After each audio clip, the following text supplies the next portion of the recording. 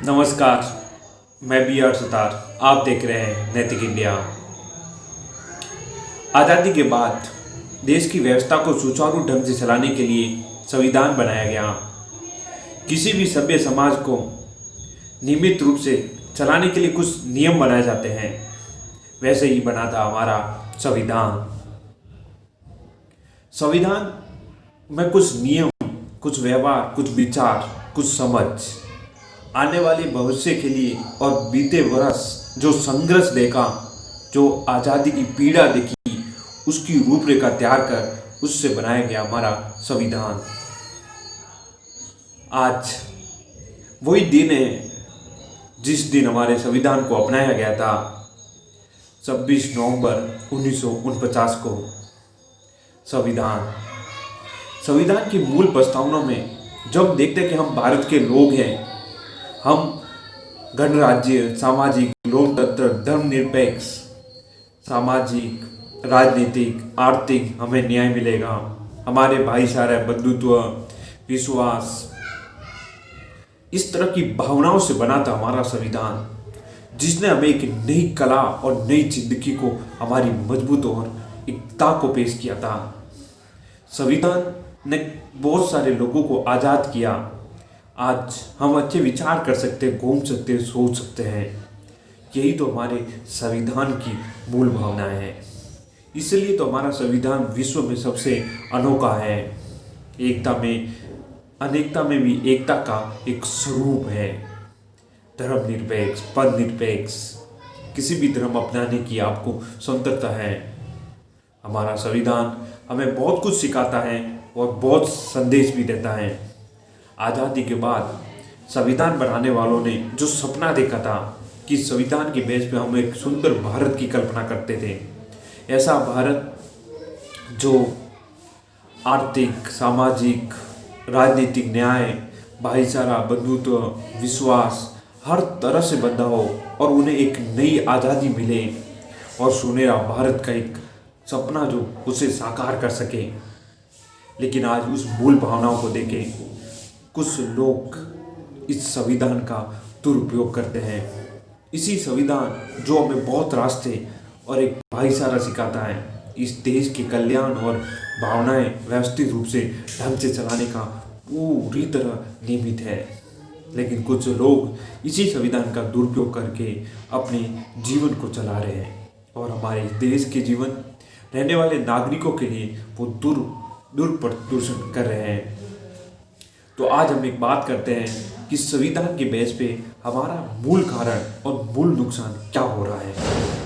आज हम बात करेंगे हमारे प्रतिनिधित्व का अर्थात जिसे हम मत देके यानी चुनाव के जरिए उन्हें उस पद पे भेज देते हैं ताकि हमारे देश का संविधान द्वारा बनाए गए नियमों को संचालित रूप से देश की व्यवस्था को चला सके।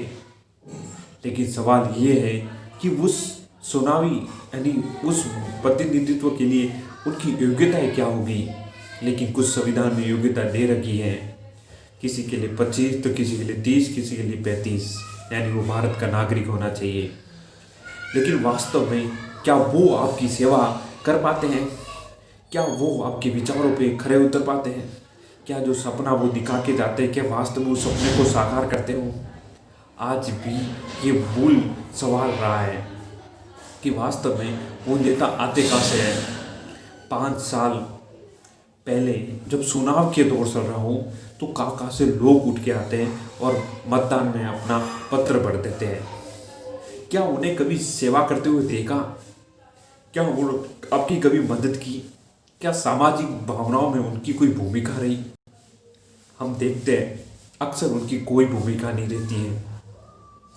वो पता नहीं कहाँ से उन्हें सीट मिल जाती है और चुनाव लड़ लेते हैं। यही सवाल है इस देश का कि चुनाव लोगों की सेवा के लिए है या इस देश की व्यवस्था को चलाने के लिए, क्या कुछ लोगों के ठेकेदारी या ठेका चलाने के लिए है।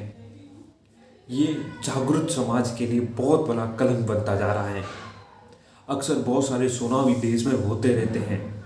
कोई 15 साल से कोई मुख्यमंत्री बना है तो कोई 10 साल से किसी भी पद पर गारंटित है। उसके बावजूद भी आज भी वो जब चुनाव आता है तब रैली में वो एक ही बात करता है कि मुझे एक मौका दीजिए ताकि मैं आपको सेवा करूँगा। कितनी हंसी की बात है। इसीलिए आपको जागना होगा, आपकी सोच को बदलना होगा कि वास्तव में आपका नेता कौन है। नेता वो होना चाहिए जो सरकार द्वारा 5 साल से या 10 साल से जितनी योजनाएं चलाई जा रही है, क्या वो योजनाएं आप तक पहुंचाई उसने?